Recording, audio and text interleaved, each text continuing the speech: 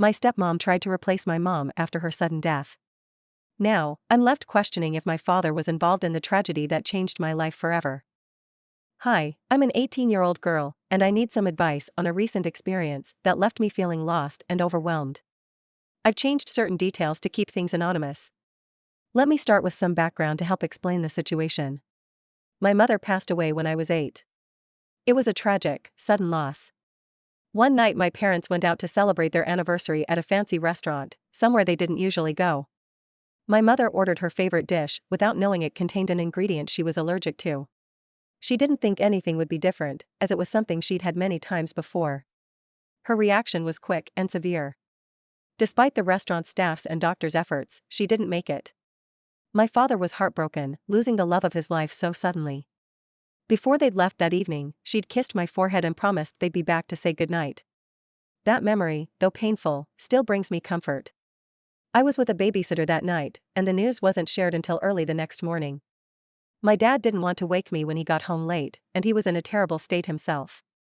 Just 2 months after she passed, my father's new girlfriend moved in with us. She wasn't a stranger, she'd been a friend of his before my mother's passing. Though he never mentioned it, I had a feeling their relationship started before my mother's death, especially since they married within 6 months. It felt strange to see him remarry so quickly, barely a year after losing my mother. That was when my relationship with my father started to strain. When my stepmother moved in, everything changed. All of my mother's things were boxed up and moved to the basement. My father said it was too painful to see them every day, and while my stepmother never said it outright, she seemed uncomfortable with reminders of my mother around. It felt like they were trying to erase her. Once, some distant relatives brought photos of my mother that I'd never seen before, which made me happy. I put a few in my room in a small area I'd decorated thoughtfully, but my father found them, and we ended up in a huge argument. He said I was being selfish by reopening old wounds. I felt he was trying to erase my mother's existence. After that, our relationship was never the same. Over the years, things between us grew even more strained. My stepmother tried to get close to me, but her affection felt forced, like she was trying to replace my mother. I never could accept her. She would even make strange comments like, "Your mother wasn't very good at housework, but we could do these things together like mother and daughter." At the time, I was about 10, so I would make excuses to avoid spending time with her. But as I got older, I began to see that it wasn't just about replacing my mom, but about making me chores for her. These attempts to employ me didn't happen often, but she also suggested we go shopping together to match outfits, like mother and daughter. My relationship with my father stayed tense. He had me remove my mother's photos, and later, he either put her belongings in storage or discarded them. When I'd ask about it, he would tell me to stop asking, which only deepened our divide. I wasn't rebellious, but our conversations grew short and strained. I remember one birthday, either my 15th or 16th, when he organized a dinner party for me, and my stepmother attended too. I had already planned to celebrate at my uncle's my mom's brother with friends. My dad felt blindsided and angry about my plans. I offered to stay if he'd return the photos and boxes of my mother's belongings, but that only made him angrier. I left, and went to my uncle's. Later, when my father called, my uncle told him I'd be celebrating there and would come home after. Now, moving forward to the present, I finally moved out to live with friends, start school, and work. It was a bittersweet change, exciting but strange, leaving behind everything I knew even though my home life was dysfunctional.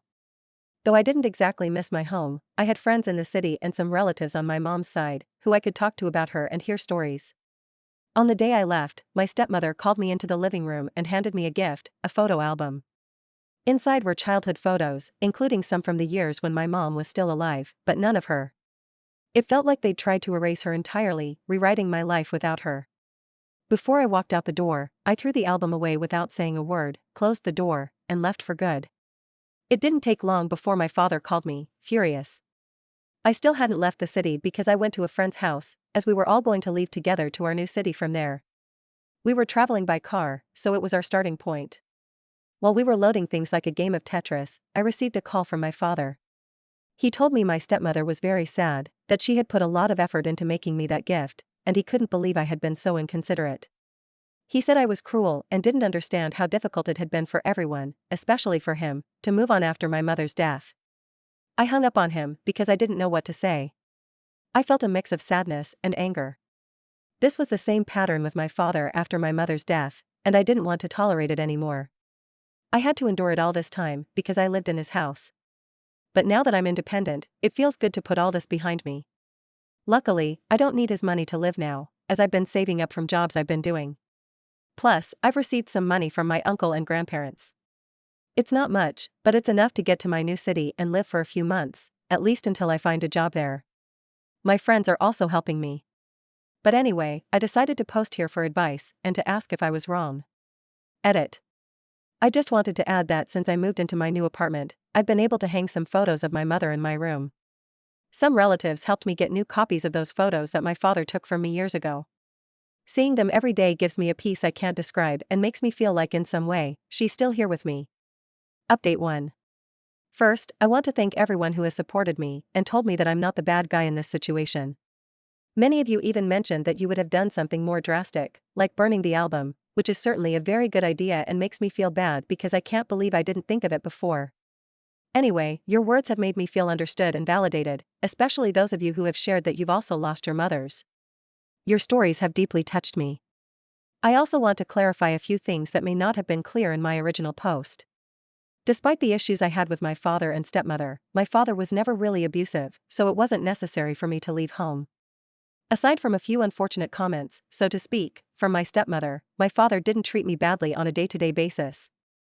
The main problem was that he wouldn't let me have things from my mother, which was painful, but it didn't rise to the level of abuse or mistreatment. Part of me believes he really does love me, and this isn't a defense of my father. I feel very good being away from him.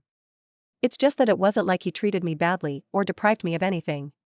My issue with him and what drove us apart is the fact that he always wanted to distance me from the memory of my mother. This might have something to do with a comment someone made, which I'll talk about later in this post. I also want to clarify that even though I mentioned my uncle and grandparents, they wouldn't have been able to take care of me. My uncle lives alone and wasn't in a position to take care of a child. He doesn't have a great place to host me or a great job. When it was my birthday party, it was my grandparents and a couple of very close friends. My uncle even made a big effort to celebrate my party that time, so I'll be eternally grateful to him. My grandparents, on the other hand, are quite old, now 91 and 89 years old, so it would have been very difficult for them to take care of me when I was younger. Finally, I want to address a comment that left me thinking. Someone suggested that my father might have had something to do with my mother's death. At first, I thought it was a crazy idea, but then I started to dwell on it. From what I know, my father chose the restaurant for the anniversary dinner. Could he have known that my mother's favorite dish contained the ingredient she was allergic to? It's a disturbing thought, and I don't want to believe my father could go that far. However, I can't help but have these doubts now that someone has planted the seed. I know it's a very serious accusation, and I have no proof of anything. It's probably just my mind trying to find explanations for a senseless tragedy, but I can't help wondering if there's more to this story that I'm not seeing. Again, thank you all for your support and advice. Update 2. A few things have happened since my last update, and I need to vent. To start, my father decided it was a good idea to bombard me with messages. Apparently, both he and my stepmother expected me to call them to apologize for the photo album incident, which I think is obvious wasn't going to happen. My stepmother even mentioned that she could send me the album by mail if I wanted it. I told them they could send me my mother's things instead, and my father got even angrier because he said my stepmother had done something nice for me, and all I did was reject her. I don't know, maybe I am the bad guy here, but I honestly don't think there's anything wrong with asking for my mother's things, because I certainly want to have them with me. I find it disturbing that my father doesn't want to give me all those things, so I told him either he sends me my mother's things, or he can forget about me. He protested again, saying he wasn't going to do that because it would be too painful to be around those things and send them, so I finally blocked him. But that's not the end of this update, because what I did next might have been a bit drastic, depending on who you ask, but I was very angry with him because he wouldn't even let me keep my mother's things, especially now that I don't live in his house anymore. So, I made a thread on Twitter. Here, I explained how my stepmother and father tried to replace my mother and how they won't even let me have her belongings. By the way, a friend I'm living with read the draft before I posted it and suggested some changes. Initially, I was going to say quite directly that I believe my father might have had something to do with my mother's death, but my friend said that, if I didn't have proof, I could be sued for defamation, so I deleted that part and only hinted at it indirectly. I implied that it seemed very strange to me that my father had replaced my mother so quickly and with a friend he had known from before. I also mentioned the fact that they put so much effort into having my stepmother take on the role of my mother in my life. I want to clarify that I wouldn't have minded if my stepmother had been close to me. It's not a case of not liking her, because she isn't my mother. What has bothered me all my life is that they tried to replace her, literally erasing my mother's things as if she had never existed. She could have been my stepmother, and we could have had a good relationship, but while still keeping the memories of my mother. So my post is already online, and it's been up for about 30 minutes. I hope that at least other people who know my family can see what my father has done. Update 3. Wow. Things have gotten out of control faster than I expected. My Twitter post has generated much more attention than I anticipated. Many people have started speculating in the comments about the possibility that my father might have had something to do with my mother's death. I want to clarify that I never made that accusation directly, I just presented the facts as I know them. But it's good that some people have added up the facts and reached the same conclusion. Things got even more intense when my uncle called me. Apparently, my father contacted him, demanding that he make me delete the post, claiming that what I was saying was very serious. He even proposed sending me my mother's things in exchange for deleting it. But my uncle, who has always been my defender, told my father that I hadn't said anything explicitly, that I had only presented the facts, and that he shouldn't call him again. In fact, his exact words were, "Don't call me again, because the next time I see you, I might break your face." Just so you get an idea, my uncle works in construction and is a big guy, though also a bit broad. But still, he's not someone you want to mess with. I feel grateful to have him on my side in all this. We've talked a bit, and he wasn't aware of the post or that theory, so he was pretty angry with my father for this. I told him to calm down because I didn't want to lose another important person in my life, and he promised to do so. I don't think my uncle is capable of doing something so drastic, but he was very angry. But that's not the end of it. I decided to call the police station in my city to ask about my mother's case. To my surprise, they told me that a detective would call me soon to talk with me. I don't know what to expect from this conversation, but I'm nervous and anxious at the same time. This whole situation is becoming bigger than I imagined when I made that post. I only hope to get advice and a response about my stepmother's photo album. Update 4. There's a lot to tell in this update, which will be the last one. Yes, it will be the last, because all of this is too painful for me right now, and I suppose you'll understand when you read it. I'll start by saying that I've recovered my mother's belongings in all the time that has passed since it's been over a month since I was last here. I was waiting for the detective's call, but soon wasn't as soon as I imagined. He finally called me 2 days ago. I've been processing everything until today, and I decided to do an update so as not to leave my story unfinished, even though the situation is too painful to continue with more updates. First of all, having my mother's belongings makes me feel a little better. Even as I write this, I'm wearing a sweater that was hers. It's comforting to have her close, even if it's just through something she once wore. I've also recovered photos from when I was a child, from when we went to the park or on vacation, that kind of thing. There are photos with my father, but I've kept them stored away because seeing them now is too painful. In exchange, I had to delete my post. That was the condition my father set for sending me the boxes with my mother's things. It's not something I wanted to do, but I wanted even more to have her belongings. Besides, nothing prevents me from making another post in the future if I deem it necessary. He also sent my stepmother's photo album, along with a note from her, another attempt to manipulate me into getting closer to her. In the note, she said she was hurt because she never found a way to get close to me, that I was too immersed in the memory of my mother and that I didn't give her a chance. I burned the note along with the album and threw the ashes in the trash. I want to clarify that I did give her a chance. Although I found it strange that my father had a new girlfriend so soon, at 8 years old, I wasn't thinking about issues like infidelity or like that. My concerns were my friends, cartoons, and some other silly kid stuff. My problems with her started when she tried to pass herself off as my mother and began making passive-aggressive comments about her. Until that point, I was cordial with her, like with anyone you just met, which was practically true. Although she was a friend of my father, before that, I had only seen her once, I think, at a party my parents hosted at home where they invited people from work.